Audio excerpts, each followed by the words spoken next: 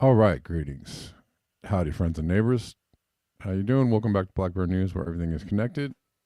And all the viewers are smarter than the average bear. Don't let anybody tell you different.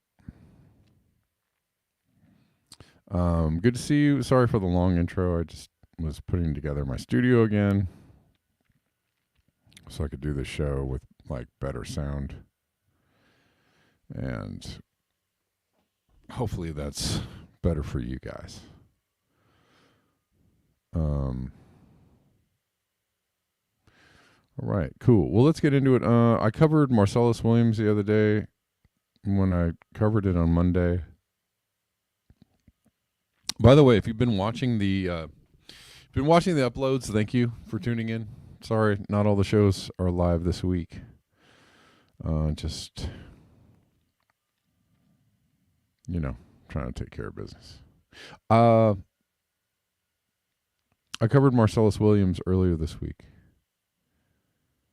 and he ended up being executed, and which is sad, frightening,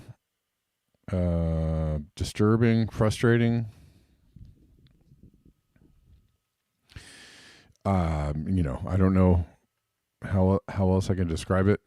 Basically, an innocent man, and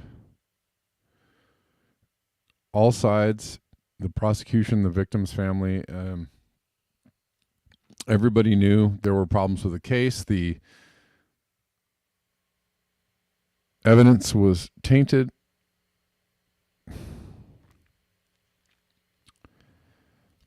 And should have been thrown out. The DNA evidence was tainted, and this shouldn't have happened. Basically,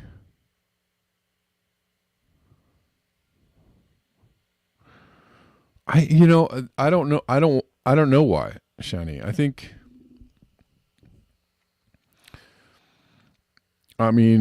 I've heard of like Texas doing this kind of stuff too. I think it's kind of like the state just saying we don't want to deal with this anymore.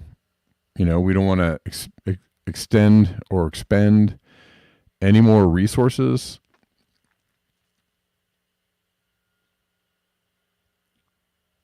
on this situation, and they're also communicating how little they care about justice, law, human rights. Right? It's ultimately, I think, a power move, and also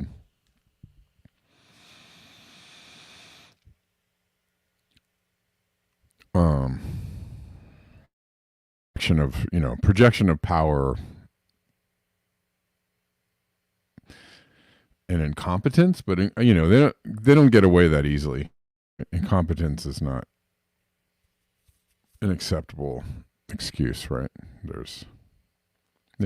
He was incarcerated for a very long time. You're right. They could have freed him. It seemed that, that they really wanted him to die. It seems to be what they're aiming for. I don't know. Maybe I don't know. Maybe it's an admission of guilt too. There's another thing that power structures don't get they don't like to be proven wrong, right? They don't like to look incompetent, foolish. um, guilty of imprisoning somebody for 25 years or 23 years or whatever it is. Um, they don't like to. They don't like to look bad. So rather than look bad or admit wrongdoing, or probably end up, they probably would have had to end up paying him some kind of payout, right? He probably would have won a civil suit if they was like, oh, if they said, oh, oopsie, we didn't mean to imprison you for 23 years and put you on death row. He probably would have won a civil suit, and that would have cost the state, millions of dollars.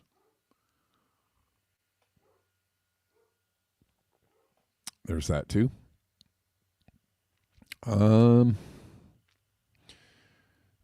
It's pretty horrific, I have to say.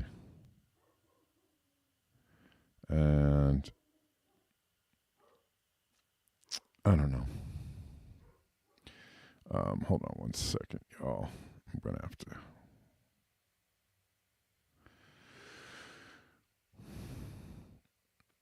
But let's look at this a little bit. I know it's already late in the day. I started late, but I really cannot go late or too late. From Lee Camp, he says, "Look in these eyes. These are the eyes of an innocent man just executed today by the United States. One of 200 innocent people executed since 1973. Both the defense and prosecution said his guilty verdict should be thrown out after DNA evidence was tainted, yet the state of Missouri was too bloodthirsty to stop. The death penalty is a barbaric, idiotic, unevolved stain on this country."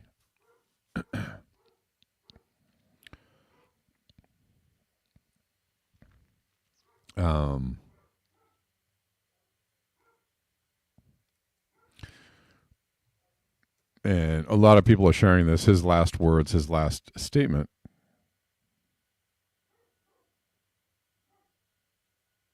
Yeah, yes, Shani, that too. I think it help. It projects power. It projects. Don't don't get on the wrong side of the state. Don't. We may not. Justice will tilt towards those in power, and you never know what's going to happen. Yeah, absolutely. The negative psycho-emotional effects on the population. Absolutely. His last statement was, "All praise be to Allah in every situation."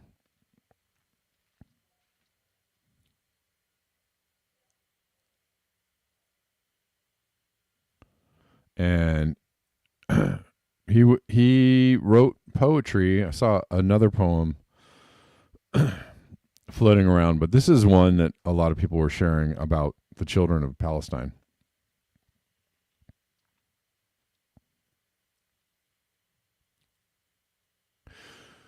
The perplexing smiles of the children of Palestine, despite the actions of the few.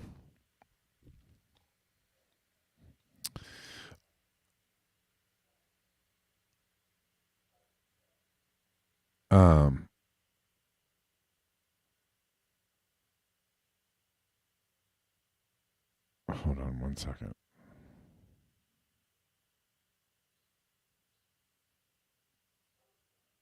Despite the actions of the few and excessive retaliation, drones, planes, bombs, tanks, rubble, buildings demolished, vanished, houses and neighborhoods, hospitals targeted, UN shelters disrespected, murder, death, deliberate killing of non-combatants, babies buried alive, amputations, hunger and political starvation, lack of or no water, strategic sanitation, daily terror and terrorized daily, military maneuvering, moving here and there to return back again to nowhere, trauma with all its manifestations, international parlays and hesitation, defiance to the realization of two nations, global aid thwarted, global amnesia, siblings and relatives gone forever, parental worries in the face of apex arrogance, and ethnic cleansing, by any definition, still your laughter can be heard, and somehow you are able to smile. Oh, resilient children of Palestine.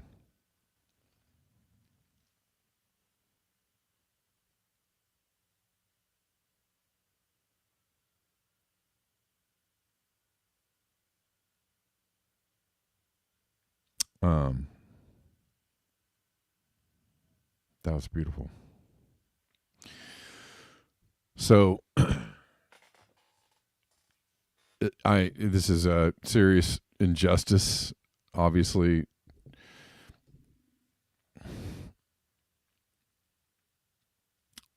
just the state killing because it can. And we mourn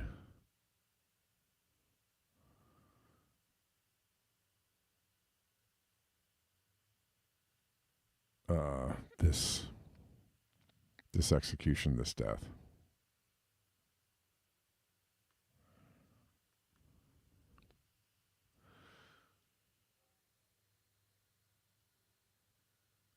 Um,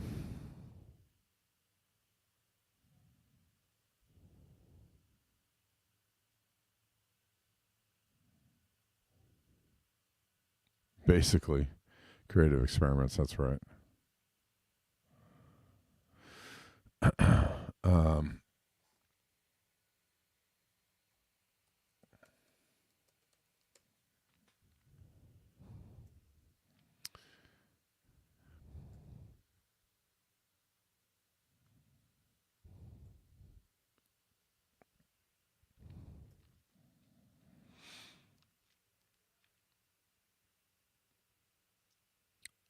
give me 1 second. I'm just checking something out here.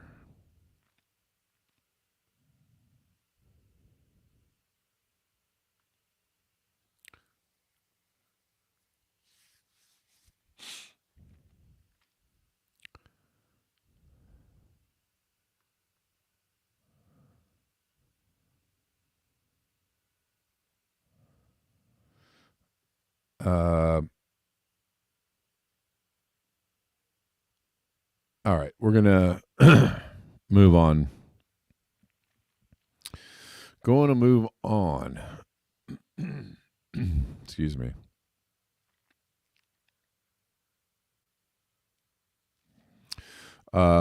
David Ulrich has an update about Arctic sea ice.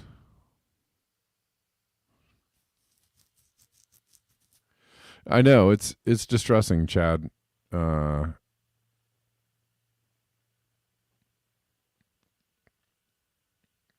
And I don't, you know, they're just showing people who's boss, right? We have the power, and shut up, and evidence be damned, and human rights be damned. What's up, Rockfinners? How you doing? We're live on Rockfin, YouTube, and on Rumble.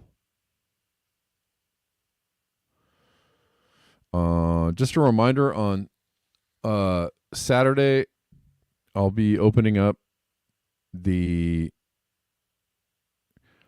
fundraiser for Shonda. And there'll be links. There are links out and about for that. So that's at noon Pacific time. And I think I'm gonna play a song or two, and maybe do some talking. But see if you guys want to tune into that. Check that out on Saturday at noon.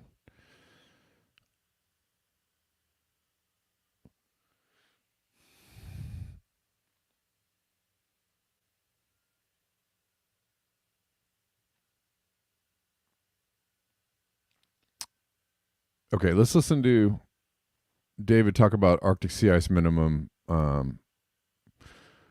mean, the basic summation of this is that there's going to be ice-free summers sooner than expected. If you've been a reasonably regular viewer of this channel over the last few years, You will no doubt have listened to me banging on about Arctic sea ice on several occasions. It's a subject that the mainstream media wasn't at all interested in when I first started making videos about the climate emergency back in 2017. But then when those media outlets realised it made for nice dramatic headlines and lots of clicks, it suddenly became a hot topic, to the extent that by now most folks probably feel like they've heard it all a million times before. Let's move on to the next exciting news headline, as if Arctic sea ice loss was a single event that happened once and doesn't require any further attention.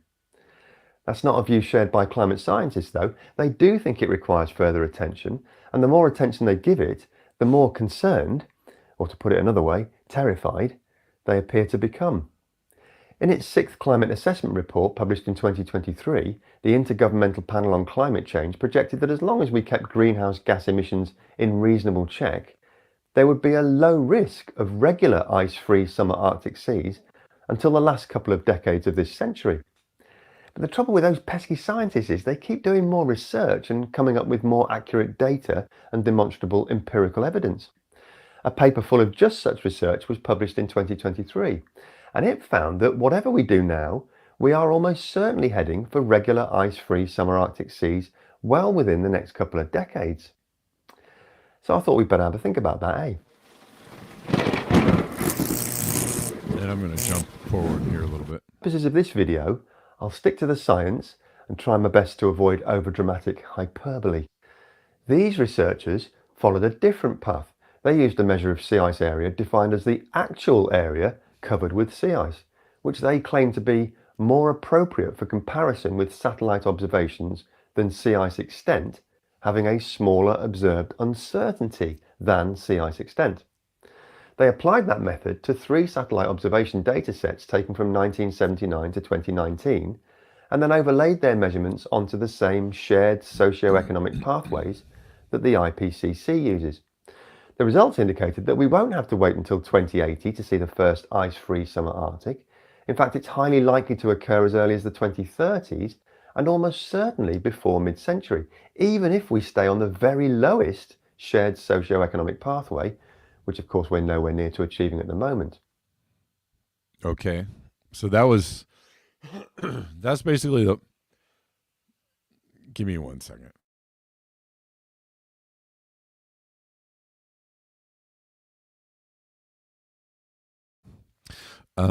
That's basically the point of this video, is that no matter what the scenario, no matter what we do, instead of being ice-free possibly in the 2080s, they're saying 2030s or sooner. So, and you guys are all a smart bunch and you understand this. And what does that all mean? You know what that means. That means more heating, more faster, basically.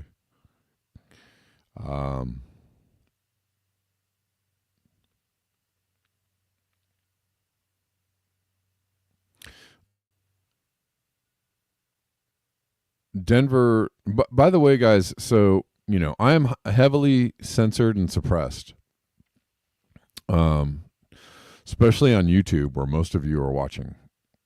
So please, please like the video and reshare or repost the video if you get a chance, and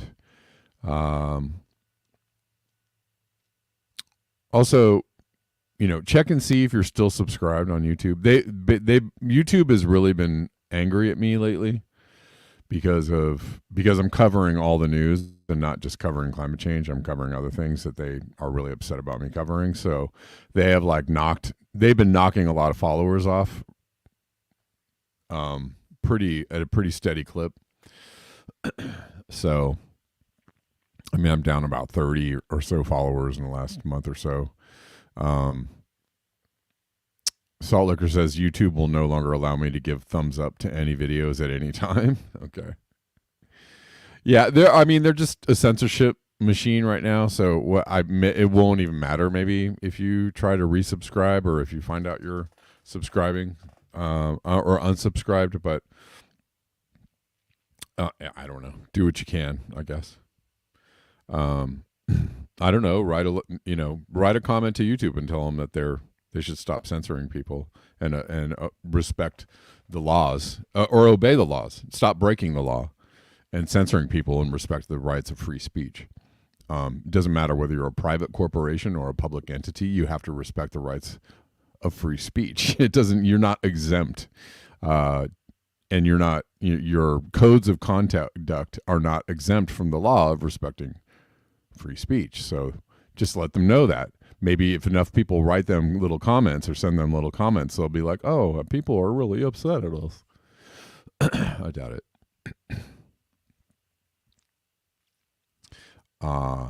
But one can try, I guess.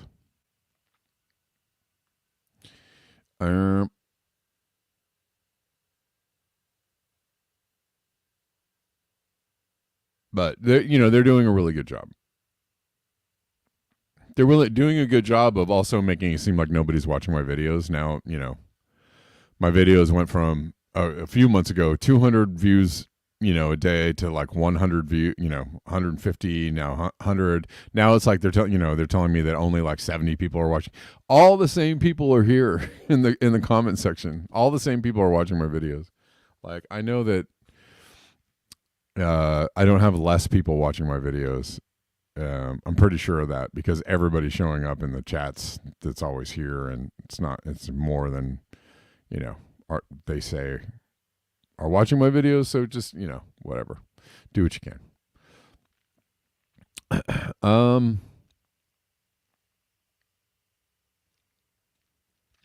Joseph Wood says it means 1,000-foot king tides in 40 to 50 years. The ice-free Arctic? Yeah. I'm sure.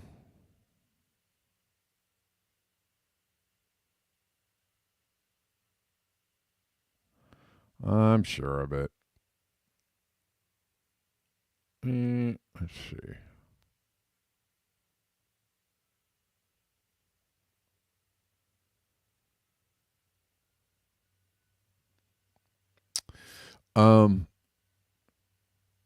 Have I been to Google's headquarters? No. Have you? I've not. Have not paid him a visit. Denver sent me this, which is interesting because I was talking about, or I talk about the pandemic.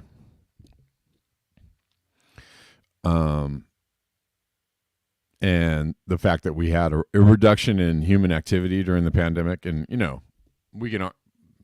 It's just a big conversation around like what went on during the pandemic, and I'm not going to go way down any roads or alleyways or freeways, mind you, around the pandemic necessarily, but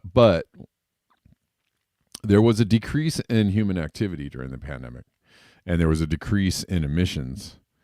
One of the largest decreases in emissions that we probably won't see again until the economy collapses or civilization collapses. Pick your poison. We saw a really large decrease in emissions for a while, and we saw a large decrease in human activity for a while, and for a moment, the Earth kind of responded in a positive way, and that's okay. But here's an interesting article about the same period. Stop it. About the same period, which Denver sent me, around atmospheric methane increasing during the pandemic, primarily due to wetland flooding. Satellite data analysis finds. A new analysis of satellite data finds that the record surge in atmospheric methane emissions from 2020 to 2022 was driven by increased inundation and water storage in wetlands, combined with a slight decrease in atmospheric hydroxide. The results have implications for efforts to decrease atmospheric methane and mitigate its impact on climate change. Well, don't know what you're going to do about this. Research is published in the Journal and Proceedings of the National Academy of Sciences from 2010 to 2019. We saw regular increases with slight accelerations in atmospheric methane. But the increases that occurred from 2020 to 2022 and overlap with the COVID-19 shutdown were significantly higher. That's really interesting.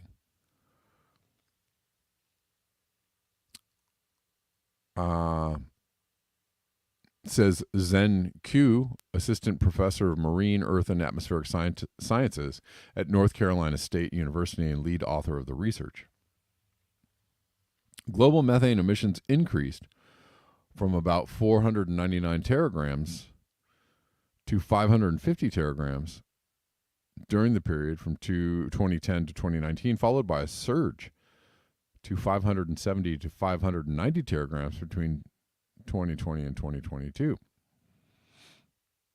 One of the leading theories concerning the sudden atmospheric methane surge was the decrease in man-made air pollution. What? Are we talking about of global dimming? I think we are.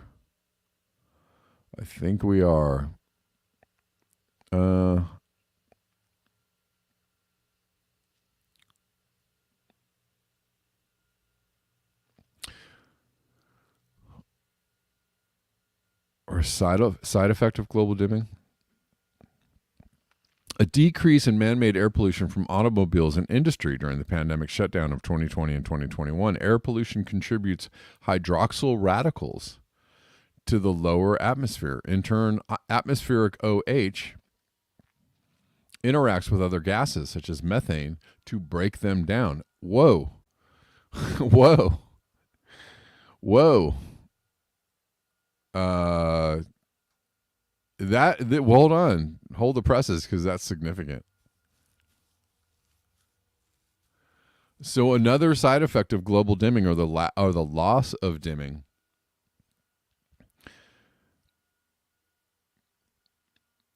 and a loss in carbon emissions is that you get more methane in the atmosphere,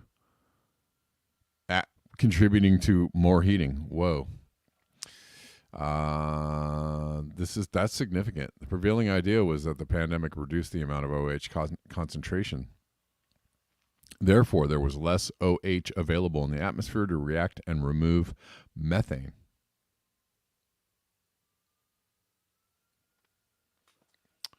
That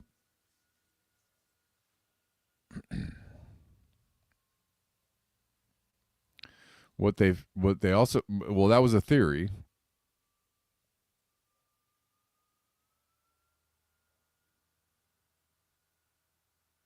They found that most of the 2020 to 2022 methane surge was a result of inundation events or flooding events in equatorial Asia and Africa, which accounted for 43 and 30% of the additional atmospheric methane, respectively. While OH levels did decrease during the period, this decrease only accounted for 28% of the surge.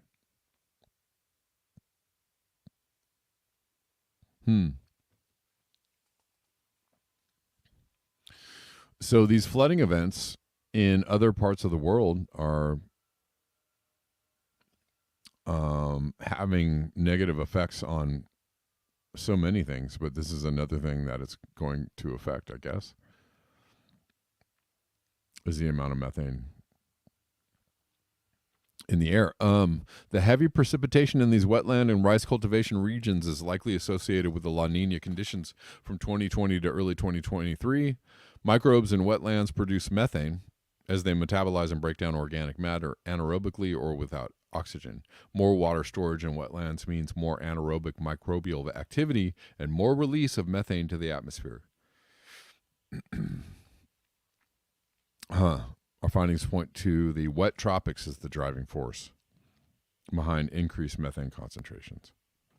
I find the OH thing also extremely interesting. Anyways. Or it was Nord Stream. That too. Why not? Did they measure the amount released in the I wonder. I wonder if there's a measurement out there for the amount of gas release from Nord Stream. I'd like to know,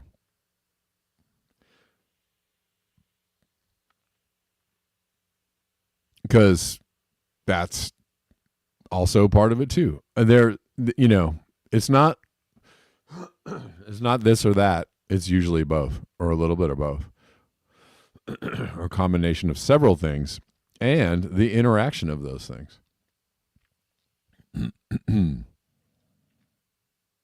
You guys are cool. You're in the chats sharing the information for Google's headquarters and how to contact them. Right, contact them. Tell them they're breaking the law. Don't break the law. Try not to break the law or commit any criminal acts today, Google. Thanks. All right. Tell them to stop election meddling.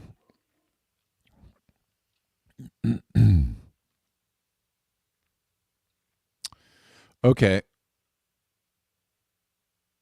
Don't be vile. Yes. Speaking of election meddling, I saw this post and I was like, okay, you know, George Soros is supposed to be like one of the evil villains out there doing the evil things. I saw this post originally and I was like, okay, you know, is this real? You gotta check into the posts and see if they're real or not. But this is real. And actually, George Soros isn't like the greatest guy. And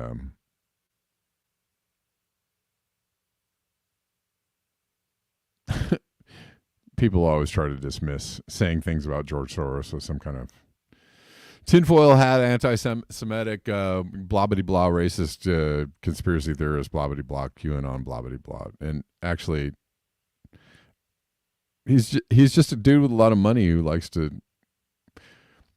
to have power and influence. And that is like something that people do all the time, people that have money. And some people happen to be Jewish and some people happen to not be Jewish. Some people happen to be white. Some people happen to not be white. Some people happen to be whatever, Republicans. Some people happen to be Democrats. There are people with lots of money and power, and they like to have influence over the way things go. And that is about as knuckle-draggingly simple as I can put it. And they like to have control over the way things turn out. They like to exert their power and their influence and their money on things to make them turn out a certain way. That is not, for one thing, that's not a conspiracy. That's just stupid, like, obviousness. That is like the most basic, right? The most basic, obvious thing you could possibly realize. Like, oh yeah, this person, wants to influence things, and probably not for the good of you. If you think they're doing it for the good of humanity and they just want to help the go ahead and think that too, if that's what you want to do. Anyways, but they all do it. So this is interesting. FCC fast tracks Soros's bid to dominate the airwaves. Last week, the FCC adopted an order to approve his purchase of more than 200 radio stations in 40 markets just before the presidential election. The stations reach more than 165 million Americans, and staff at the FCC are concerned that the move is politically motivated. Gasp. Oh, the staff is concerned, but they're approving, they're fast tracking it? Which one is it? I don't know. The commission's 3 Democrats voted for the move while the 2 Republicans voted against it. Is that true? I don't know. Let's see. Under existing FCC rules, foreign company ownership of U.S. radio stations is not supposed to exceed 25%. Soros took foreign investment to make his bid and then filed a request for the commission to make an exception of the usual review process. This decision to fast-track the approval process bypassed a national security review, which could have taken up to a year to complete. Well, I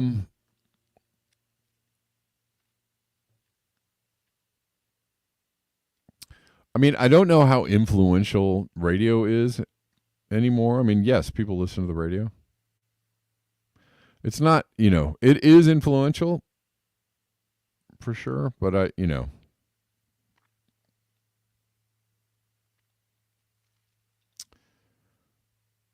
guess it's influential enough. I mean, people spend a lot of money on, advertising on cable news. Still, people still watch cable news. By gum, because they're afraid of getting information from the internet. So maybe plenty of people still listen to the radio. I don't know. Anyways, I did find a. Oh, dag it! Hold on.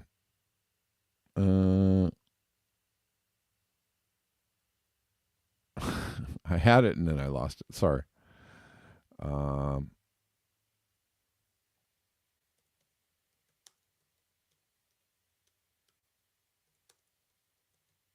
Did find an article on this. What we could do? Where is it? I had it. Where is it?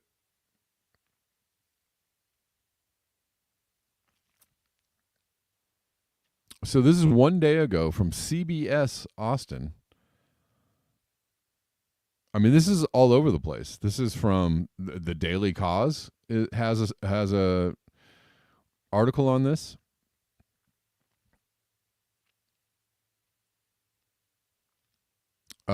From a few days ago.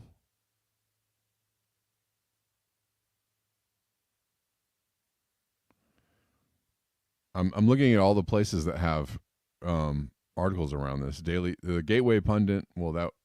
But the Daily Cause is like a lefty. I'm sure they're. Let's look at the CBS one because it's probably less leaning to one side or the other, but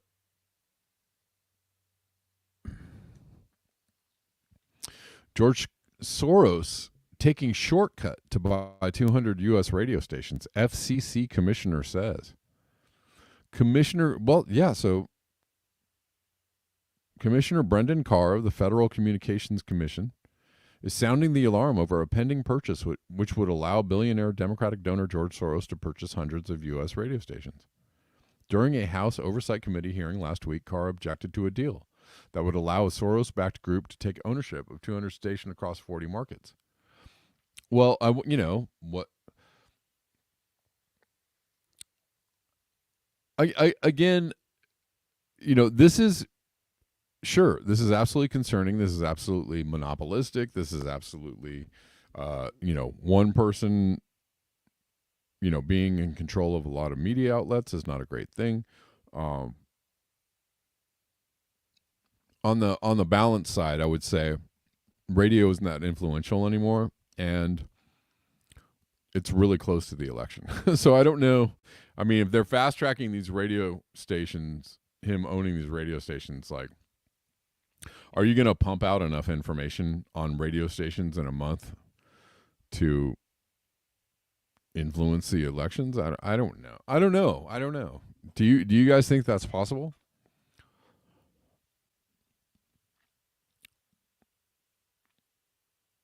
No, thank you. Sorry.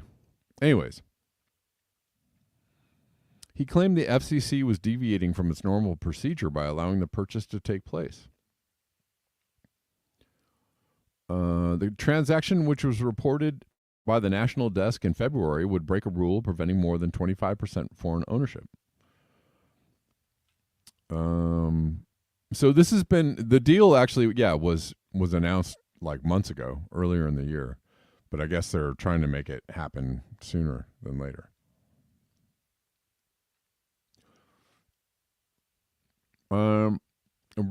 Republican Nick Langworthy said during the hearing he was extremely alarmed by the purchase. Looking at the facts, it seems the administration is giving a left-wing billionaire who is a major donor, a close ally, one of the chief funders of all their efforts and their dark money, a free pass to take control of hundreds of local radio stations, flooding the airways with leftist propaganda. I think it's blatant. Well, despite the Republican talking points, I think that's a fair point. Soros definitely seems to lean towards the Democrats and the left side. He definitely seems to be more of a friend of the Democrats than the Republicans. And it does look pretty well, it looks hinky, definitely. And what the hell? Why would they be, the FCC is currently being overseen by a Democratic administration, so they're probably okay with letting this slide on through. Radio is very important in rural areas. Sure. I mean, I'm sure that a lot of people still listen to the radio.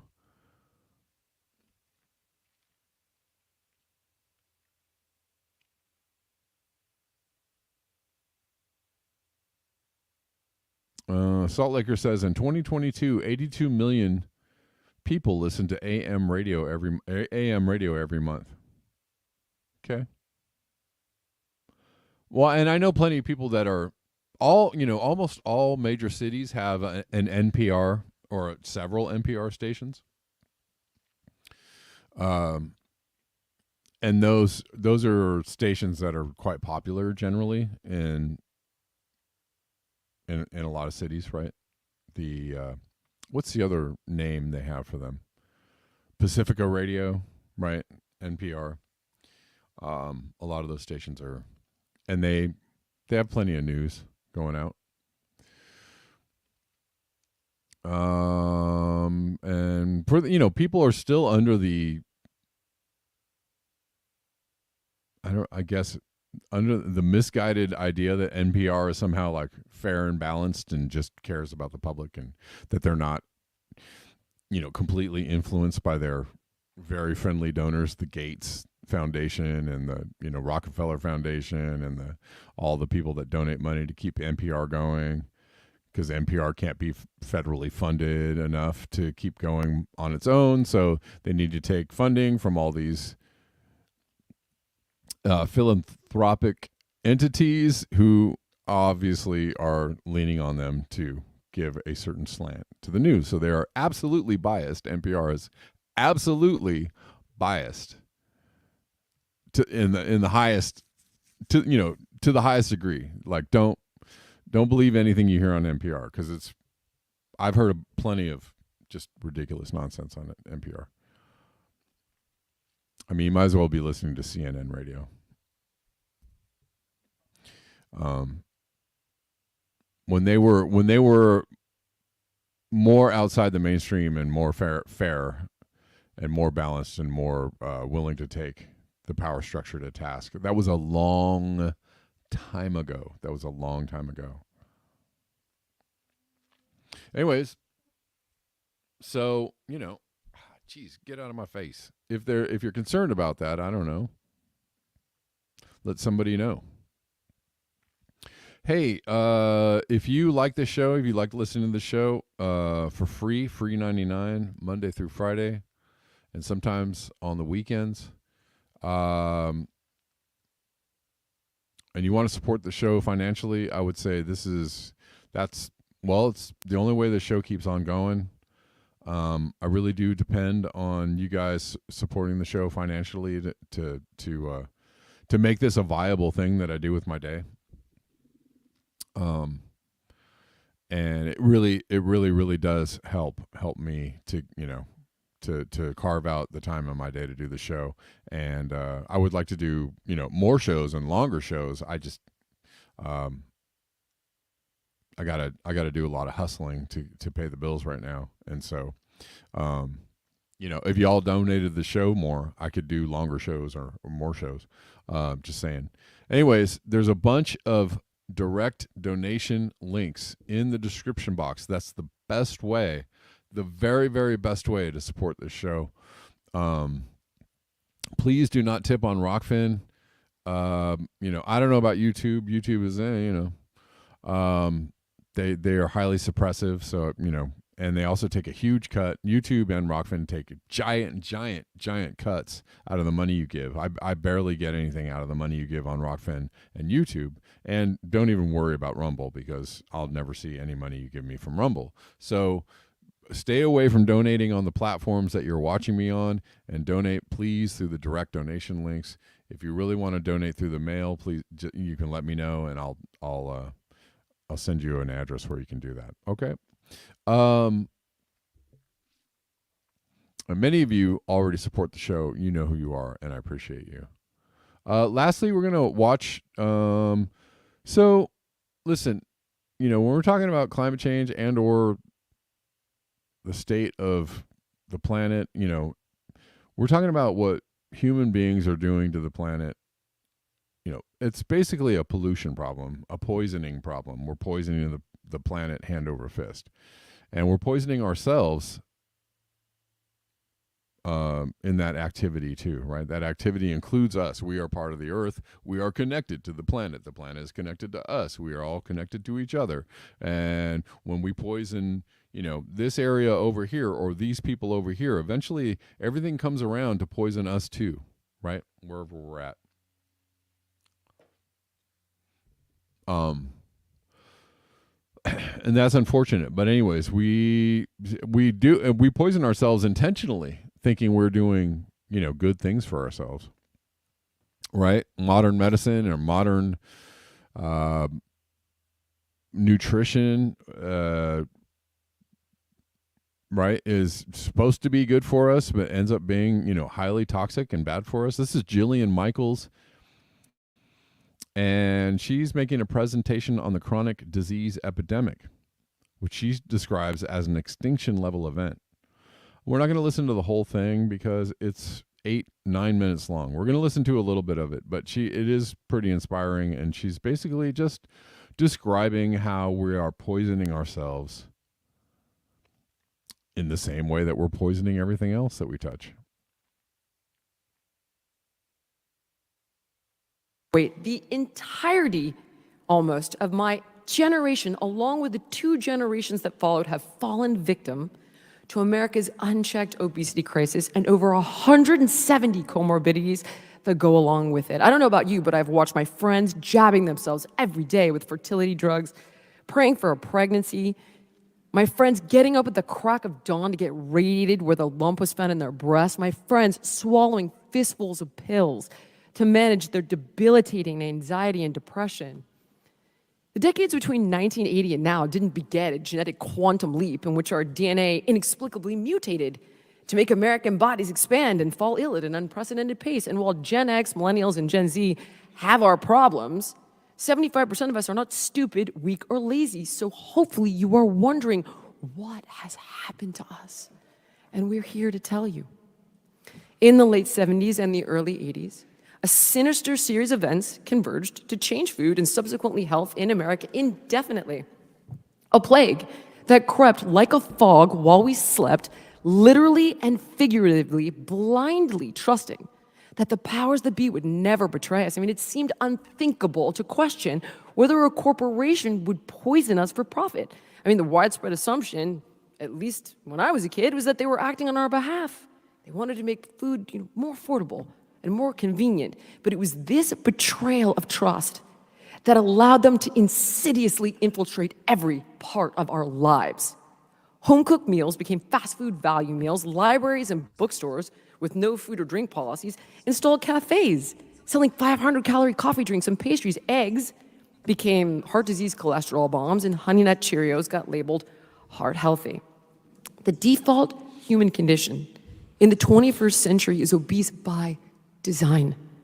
Specific, traceable forms of what's referred to as structural violence are created by the catastrophic quartet of big farming, big food, big pharma, and big insurance. They systematically corrupt every institution of trust, which has led to the global spread of obesity and disease. Dysfunctional and destructive agricultural legislation like the Farm Bill, which favors high-yield, genetically engineered crops like corn and soy, leading to the proliferation of empty calories, saturated with all of these toxins that we've been talking about today for 3 hours, and it seems like we can never say enough about it. And then this glut of cheap calories provides a boon to the food industry giants. They just turn it into a bounty of ultra-processed, factory-assembled foods and beverages strategically engineered to undermine your society and foster your dependence like nicotine and cocaine. So we literally cannot eat just one.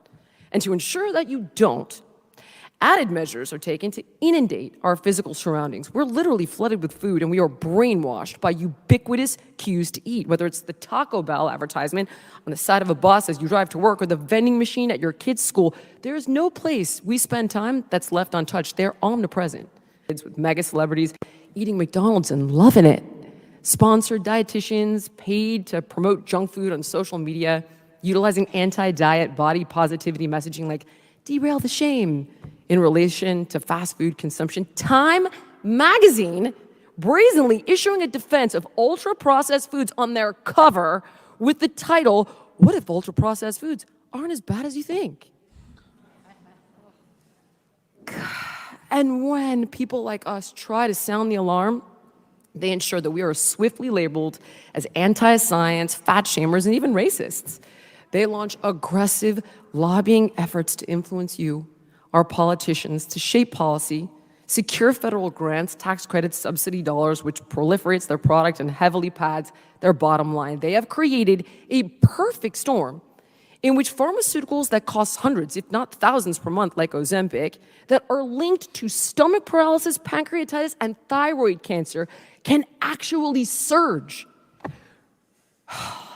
This reinforces a growing dependence on medical interventions to manage weight in a society where systemic change in food production and consumption is desperately needed and also very possible. These monster corporations have mastered the art of distorting the research, influencing the policy, buying the narrative, engineering the environment, and manipulating consumer behavior. So given all of this, the question becomes, how did I escape? I mean, I still remember the lunches my mom would pack me as a little kid. And, I mean, it was such innocence and love, and she had no idea that my kindergarten lunchbox contained at least 50, now I'm thinking it's far more, carcinogens, solvents, emulsifiers. All right, we're going to stop it there. I mean, she's just describing correctly what we're doing to ourselves, what many are doing to themselves with food, and not just food, medicine too. And it's I don't want to go down a road right now, but just be aware of what you're putting in your body, that the medical industry is telling you is good for you, helpful, necessary to live longer and do the thing, right? Did she say something about Ozempic? I think she did. You can include everything else that you think is scientifically like, this is great, this is science, we have proven this is great. These are healthy, these are safe and effective. Hear ye, hear ye. All of it. Everything that you think is, no, this is totally safe, that you put in your body, rethink it, question it, skepticize on it. You know what I'm saying? Joe Biden just delivered a warmongering rant at the United Nations. Old Joe Biden. He's still out there. This is like Joe Biden number 7, though. That does not look like Joe Biden. Look at his face. Look at the nose. Sorry, I know it's a little kooky to point that out, but when I saw this picture, and I was immediately like, that is not Joe Biden. That is absolutely not Joe Biden. No, sir. Look at the nose. Look at the face. That's not Joe Biden. Anyways, whoever it is, team skepticize. That's right. That's what I like to do all day, every day. Skepticize He demanded war against Russia, war against Iran, threatened China, all in one 25-minute speech. Biden's legacy is a world in flames, with his successor only expanding these global wars. That is a ding, ding, ding, ding, ding. If you haven't been paying attention, I just don't understand the people that are like, oh, man, we got to get out there and vote against that Trump guy who's so terrible. Have you guys been paying? I mean, I'm not saying vote for Trump. I'm saying you're trying to go out there and tell people that this, he is a crazy lunatic who's going to take us down into a just a flaming ball of whatever. But don't you see the flaming ball of whatever that's happening right now? Like, I just don't understand. You guys are, the people that are out there. I think it's funny because I was having a conversation yesterday with like a Harris supporter. It was fine. It was a friendly political, it was like a political conversation. But he asked me who I thought was going to win, and I was like, honestly, I think Trump's going to win, not because I support him, but because I see I see how on the ground, like, I see several signals that tell me that, Trump has got a lot of support, and that I'm just calling it as I see it. That's just my unbiased opinion. I'm calling it as I see it. I don't, and I went on to tell him that I don't really like either candidate. Anyways, I think he was offended. He was offended because I told him, because I said, I think Trump's going to win. He was all, really? I was like surprised. I was like, so you live in one of those bubbles. You live in the Los Angeles Democrat, everybody's a liberal, and, anybody who could possibly support Trump is a bridge living under troll. And, there are people that just live in these really very, very coddled, they just don't interact with people. They're not on the ground. They're not, and you can easily live in a bubble of like, here's a good point. Here's something that'll make my point real quick before I get out of here. And this is interesting, and it's, pretty verifiable. Hold on. Oh, you want to listen? This is just a clip of Joe Biden saying, rah, rah, rah. Hold on. And we will not let up on our support for Ukraine. In my direction, America stepped into the breach, providing massive security assistance. The good news is, but NATO is bigger, stronger, and more united than ever before, and we will not let up on our support for Ukraine. In my direction, America stepped into the breach, providing massive security assistance. The good news is, but NATO is bigger, stronger, and more.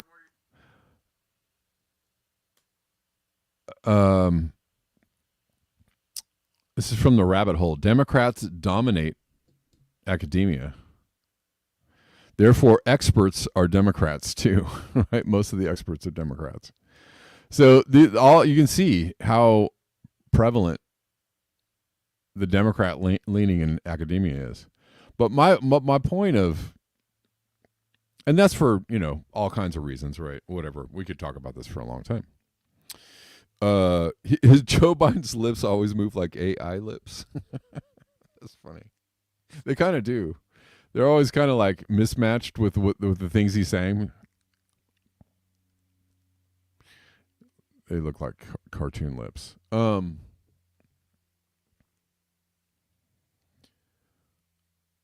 We I don't know. We could just go down we could have a conversation about this. But all I'm saying is this is a bubble. This is where you get your bubbles, right? If everybody in academia is a Democrat, majority, huge majority, and they all think one way, right? And they all think, well, we all agree, and we're the smart people, and we know what. I was thinking the difference between the Democrat cult and the Republican cult is the Democrats really are very well, they're very superior, right? They're right for one thing, and the things they believe and think and believe are true, and they're superior about it. They have a lot of hubris around it. Like Republicans, yeah, they can get strident in their opinions for sure, and strident in their support of Trump, and it can be really like bing bong sounding like shit, for sure, absolutely, but I just don't see the I don't see like the sense of like superiority that the Democrats think that it's downright like embarrassing when I see people my Democrat liberal friends on social media like pushing out like absolute bullshit lies as if and they're like look at me, I'm so smart. I'm just like, oh my god, but continue on with that, whatever it is you're posting there that you think you're so smart about. But like anyways, this is a bubble, and people will live in this bubble. They all think alike, they all agree, and they these other people over here are crazy whack lunatics, and they're no way, and they don't even come into contact with anybody who might think differently than them. And that is dangerous. That's the danger of when you're on social media and you unfollow everybody that you disagree with, right? I don't like, oh my God, you're one of those. Unfollow, block. People that do shit like that, you are creating a fucking bubble in your life, right? Of just people who think like me. Right? Like that is dangerous. It's dangerous because you won't ever know what's really happening. If you surround yourself, you're in your social media bubble and in your life bubble with just things that just agree with you, like you are completely like you end up being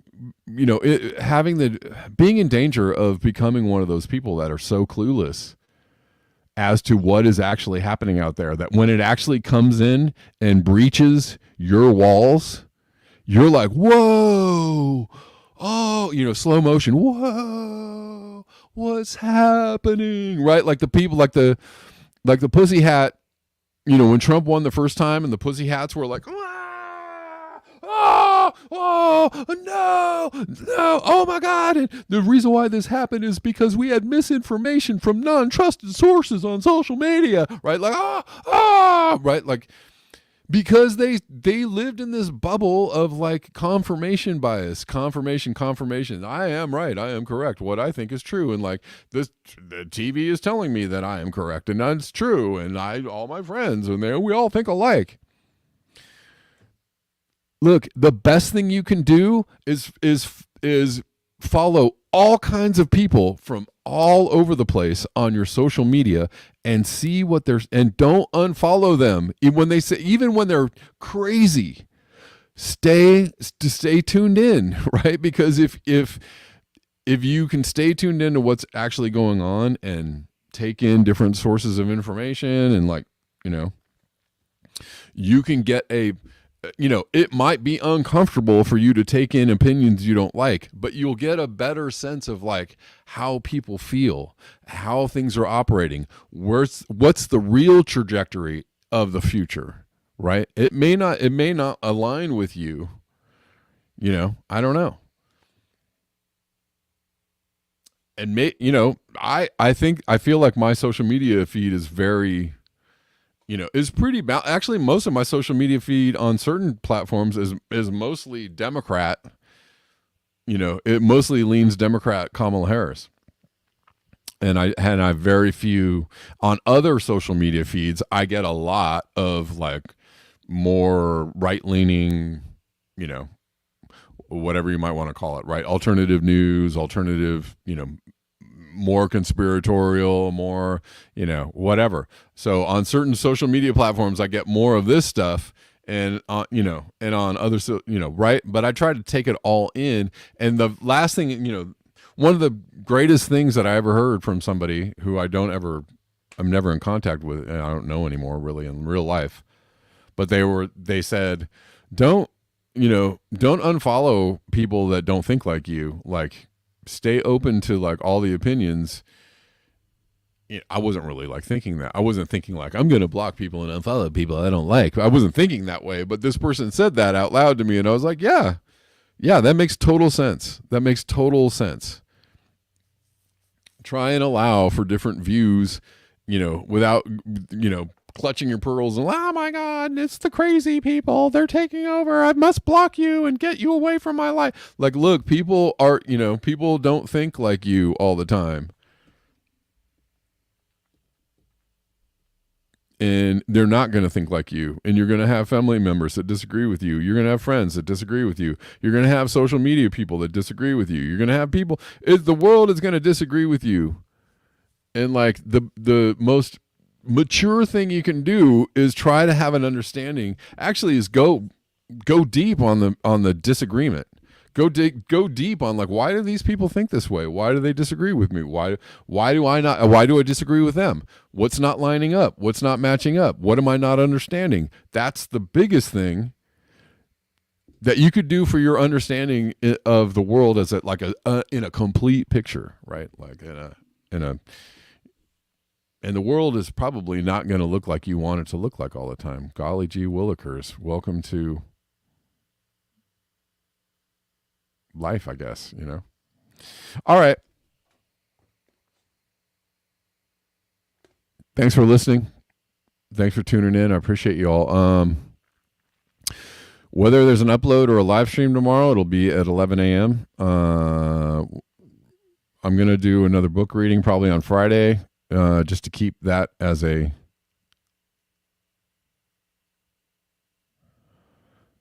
continuation, because I want to get through the book. Anyways, thanks for tuning in, guys. And I will see you when I see you on the next one. So let me see. Let me make sure I don't have anybody to thank. I don't want to forget to thank people if I have people to thank. I don't think I do. I don't think so.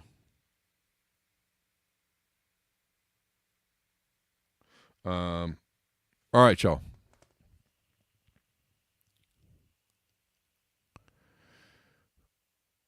Peace and chicken grease.